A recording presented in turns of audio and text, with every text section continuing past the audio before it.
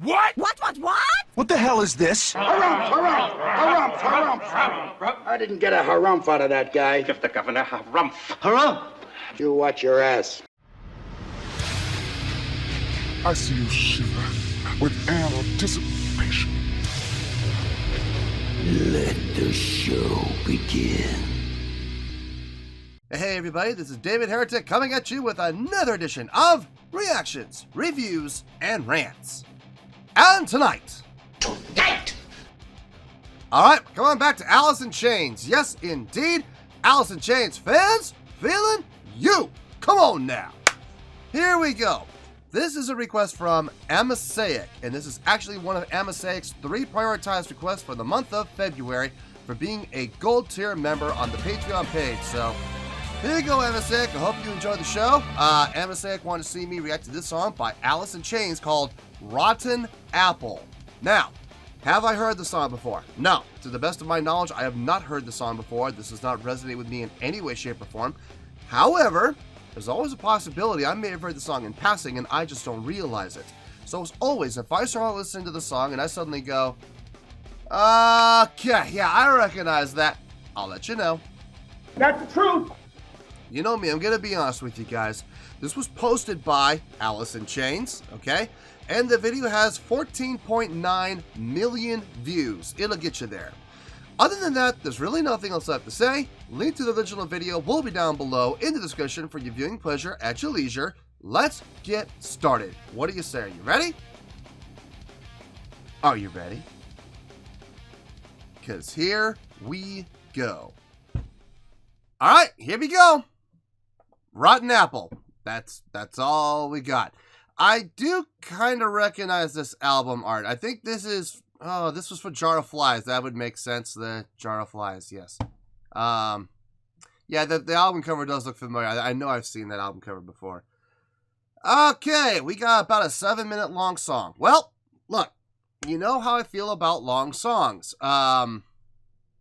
If the songs are really good, and I'm thoroughly entertained, and I'm enjoying this music, then it's got nothing to worry about. If it's not good and I'm not feeling it and I'm not enjoying it, it's gonna get hammered. So I am tougher on longer songs, absolutely. And for those of you that have been a fan of the channel for any amount of time, you know why, and you know what I've compared it to. So anyway, all right, let's do this. All right, boy, let's do this.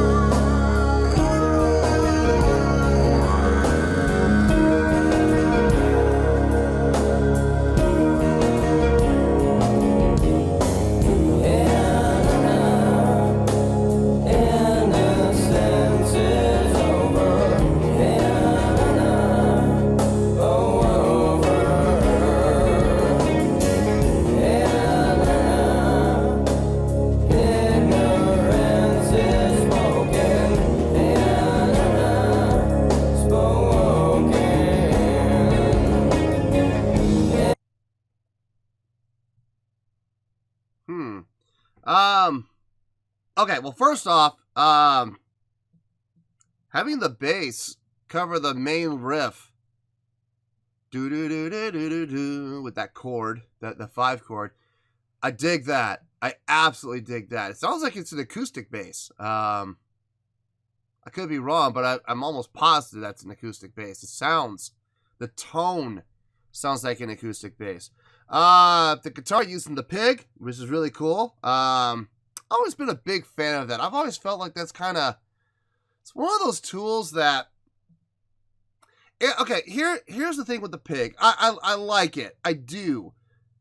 I personally would love it if more bands used it more often, but at the same time, I also understand why they don't, because they don't want to be, I mean, bands in general don't want that to become commonplace. And I get it. I understand that. They want to be something special. You know, they want to use it like, you know, once every few albums, maybe. You know, I get it. I just wish they would use it more often. I wish more bands would use it more often. I wish everybody would use it more often, because it's such a really neat tool. Vocally, I don't know how I feel about the vocals yet. The harmonies sound good, but I don't know, man. Something about those vocals are a little off-putting. I don't know. We'll see. Let's keep going. Maybe it'll grow on me. Maybe it'll get better. We'll see. Confidence is broken.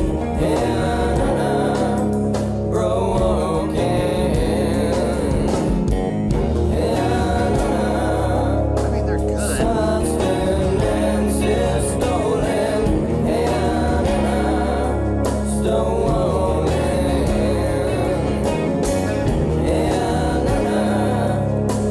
Arrogance is potent.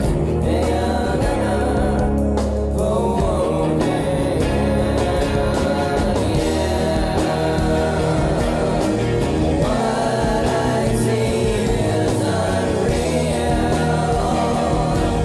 I've written my own part. Need of the apple so young. I'm crawling back to start.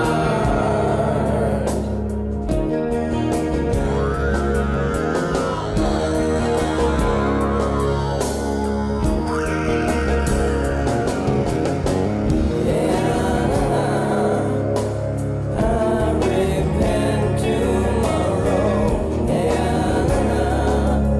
tomorrow.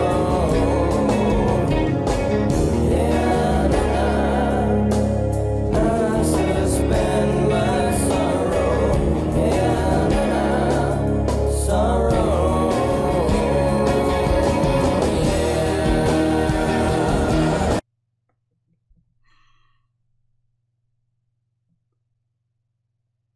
The vocals still haven't grown on me. I mean, it has gotten a little better. It's I don't even want to say it's growing on me, because it really isn't. But I am finding it less unappealing. How about that? I'll say that the vocals I'm feeling less unappealing. But they're still unappealing, and I'm not digging the vocals on this. I'm digging everything else. The drumming is good. The bass playing is good. The guitar playing is good. I love that pig. It all sounds fine. It's just the vocals on this. I'm not digging it. I'm not digging it. I want to. I really want to, but I just can't. I can't get behind it yet. Now look, we've still got another 3.5 minutes. Okay, a lot can happen in 3.5 minutes. Hell, a lot can happen in 30 seconds. So, I mean, there's still time. I mean, maybe it will grow on me, or maybe they'll change it up. I don't know, or then again, it may just stay the same, and I'm not gonna end up enjoying it very much. I don't know. We'll see. We'll see how this goes.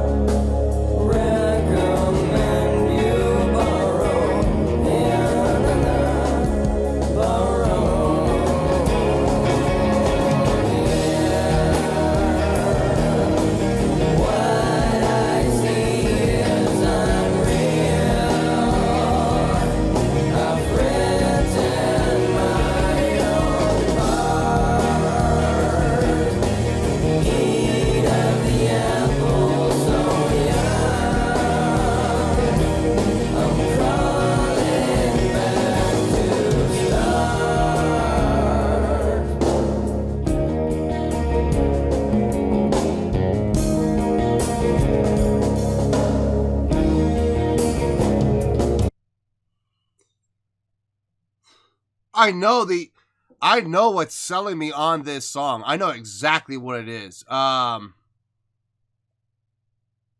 It's the bass playing. Good Lord. Who was the bass player on this album? Was this Mike Inez? Was he the bass player on this? It sounds like his style. Especially when it went into that, for lack of a better word, that solo section where he really...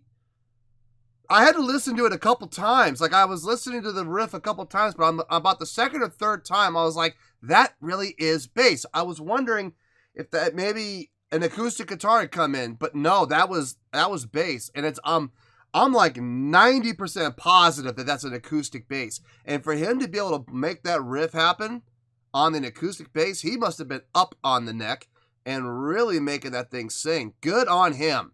But that's absolutely his style. God dang. He is what's making this song for me. I mean, look, I'm sorry. I know there's all those Lane Staley purists out there who are going to say that Lane Staley's vocals on this was gold. I respectfully disagree. They're good. Don't get me wrong. The harmonies sound good, and they're not sitting well with me. They're just not. No, what's making this song happen for me is the bass playing. And if I'm not mistaken, it's Mike Inez playing the bass on this. And that makes sense because, like I said, that's his style. That's absolutely his style. I don't know. But I don't know if that's going to be enough. It can't just be bass. There has to be more. There has to be more. Doesn't matter how good the bass playing is. There has to be more to it than that. Anyway, let's keep going here. We got about a minute and a half. I think we can finish this out. We'll see.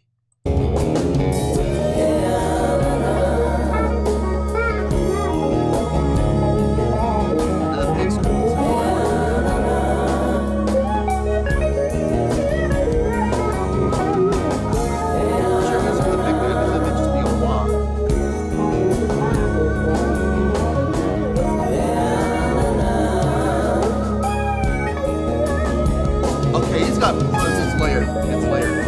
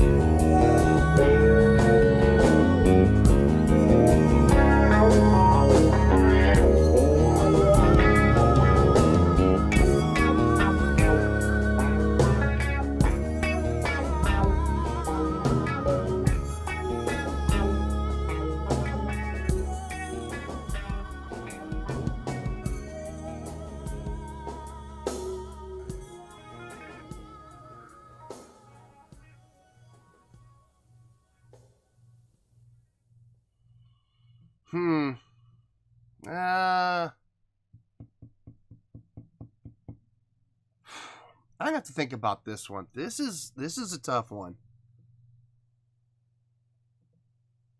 Because the dilemma becomes, can just one thing make a song have a great score? I don't know. Maybe. I'm going to have to think about it. I'm going to have to really think about it. I'll see you in the review. Give me some time to think about it, though. I'm going to have to do some soul searching on this one. Well, there you go, folks. That was Alice in Chains with Rotten Apple. This was a request from Amasaic, and this was one of Amasaic's 3 prioritized requests for the month of February for being a gold tier member on the Patreon page. So, there you go, Amasaic. I hope you enjoyed the show.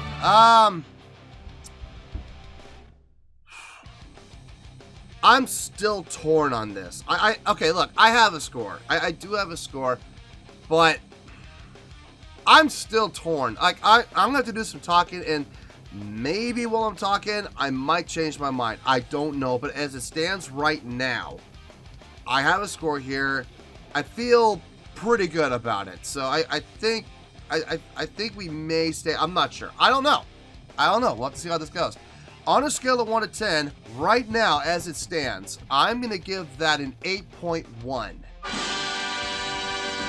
Yep, 8.1. I feel pretty good about that score. Let me tell you why. Why? Okay, let me just knock this out of the park, okay? I was not a fan of the vocals. I'm sorry. Look, I know there are a lot of Alice in Chains fans out there who are Lane Staley, worshipers, and they think he can do absolutely no wrong, and everything he sings is gold. And look, those people are entitled to their opinions, okay? They are entitled to their opinions. If that's the world they want to live in, they can live in that world. That's perfectly fine, okay?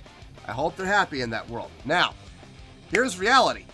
Not everything that every single person sings, it doesn't matter who you are, but not every single thing that every single person sings is going to be absolutely gold, okay? Everybody is going to have their times to come up to bat where they swing the bat and they strike, okay? Everybody does it. There is not a baseball player in the history of Major League Baseball and before where a guy came up and hit 1,000 the entire season, okay? That is just absolutely statistically impossible. Same thing when it comes to vocals. Everybody's going to have their times to come up to bat where they're going to strike out. I'm sorry, it happens. I think this was one of Lane Staley's very few strikeouts, okay? I did not enjoy the vocals on this song at all. I really didn't. I understand they were harmonics. I understand that the harmonies were going throughout the entire song. That's not what bothered me. What bothered me was the lack of scope and the lack of depth of the movement of those harmonies. They hardly moved at all. They pretty much stayed in the exact same 5-note range the entire time. I mean, some people like that. Some people do. I personally do not. I found the vocals to be very droll and very boring, to be perfectly honest. Now, having said that, there were some really cool things happening in the song, and I'm going to leave one of them to the very end for a very specific reason. The drumming on this, very fitting for the mood and tone and style of the song. Nothing too fancy, nothing too over the top, nothing too crazy. Never really drawing any attention to himself at all, which in a song like this, you really don't want anyway. So everything the drummer did made sense. So good on him. Sounded good. I got no issue with the drumming whatsoever. The guitar playing on this, two sides to it. One, the use of the pig. I love pigs. I really do. I love it when people use them. I wish people would use them more often. But at the same time, I understand people don't want to overuse them and bands don't want to use them all the time. I get it, because then it becomes not as special as when people do it. You know what I mean? So I get it. Keep the use of pig sparse. I understand. I get it. Not thrilled about it because I wish we could hear more of it, but what they did in this song with it was really good. It sounded really good. The other half was the guitar playing without the pig, where it was just, straight guitar. That sounded really good too. I like the fact that they staggered them and they layered them. Especially at the end where they had them playing together and they were in fact layered. Yeah, the lead guitar up at the front, while the pig was kind of more in the background. That was really well done. I'm glad they did it that way. I'm glad they did not flip it and put the pig in the front. As much as I love the pig, as much as I love it, I'm glad that they put it in the back behind the lead guitar line. So that was really well done. The last thing, now this is what brought it up, okay? Here we go. The bass playing on this. I'm pretty sure that's Mike Inez on bass. I kind of recognize his style. I dug it. I absolutely dug it. It was kind of like the bass playing I heard in No Excuses, but even better. Like take the bass playing that he did in No Excuses and take it to the next like 2 levels. I mean, it was really good. It was so good at first I thought it was guitar. And I was like, wait a minute, hold on. That's bass. Yeah, that's bass. Wow, okay. It's an acoustic bass, if I'm not mistaken. I still stand by that, by the way. I'm still like 95% sure that's an acoustic bass. So I could be wrong. He could be using an acoustic emulator, but I'm almost positive that's an acoustic bass. What he was doing in the beginning where he was carrying the melodic line, that was really good. I dug that. He was playing the main riff, and I dug it. I dug it even more when they went into that break section. I don't know if I would call that a solo section. Well, maybe you could call it a solo section, I guess. But he went up on the neck. And I was like, wait a minute now. Because there was a little bit of a break, and then I heard it come back in again. And because it was up so high in the register, I was thinking to myself, okay, he either that's an acoustic guitar or Mike is way up on the neck. Well, as it turns out, Mike was way up on the neck. Again, continuing to play the main melodic line, but now taking it up and even playing chords within it. And that was awesome, man. It sounded great. I am so glad it was him, because I was sitting here picturing in my head, what if that had been a guitar?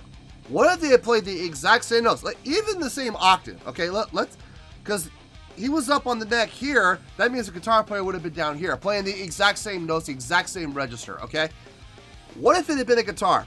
I don't think it would have sounded as rich. I don't think it would have sounded as full. I think having the bass do it really added some fullness to the song. I dug it. I absolutely dug it. I'm going to be straight up with you guys. I'm almost positive that's Mike Inez, and I'm almost positive that was an acoustic bass. If I'm wrong, I'm wrong. But I'm like 95% positive that's the case. And I'm going to tell you right now, he is the reason that this score is an 8.1. It's all him. If it had not been for him, this would have been about, honestly, that would have been about a 7.6, 7.5, 7.6, somewhere in there. Mike Inez, though, man, woo, I'm almost positive it's him. Bringing that up to an 8.1, kicking and screaming against its will. He really did, man. He dragged this out of the gutter. I mean, not that a 7.5 is a gutter score. It's not. You know, I'm using it as a reference. Now, even a 7.5 would have been really good, but because of Mike Inez, because of the bass playing that he did, because of the great note selection that he had, and because he went up on the neck in that bridge section, making it sound full, making it sound rich, really, for the lack of a better word, man, he carried this song on his back. And for that reason, it's coming up to an 8.1. So, yeah, I feel good with the 8.1 now. I do. We're going to stick with it. We're going to end right there before I change my mind. So, 8.1, final score, I have spoken. Well, that's going to do it for this edition of Reactions, Reviews, and Rants. Hope you all enjoyed the show. Hopefully, I was able to entertain you. If I was able to put a smile on your face and brighten your day, then I did my job, and I'm so glad I could do it. If you guys like to join the fan base, go ahead and click on that button down there. If you guys would like the video, go ahead and click on that thumbs up. If you guys would like to ring the bell, then go ahead and ring the bell. It honestly doesn't make any difference to me, but if you guys would like to do these things, then please feel free to do so.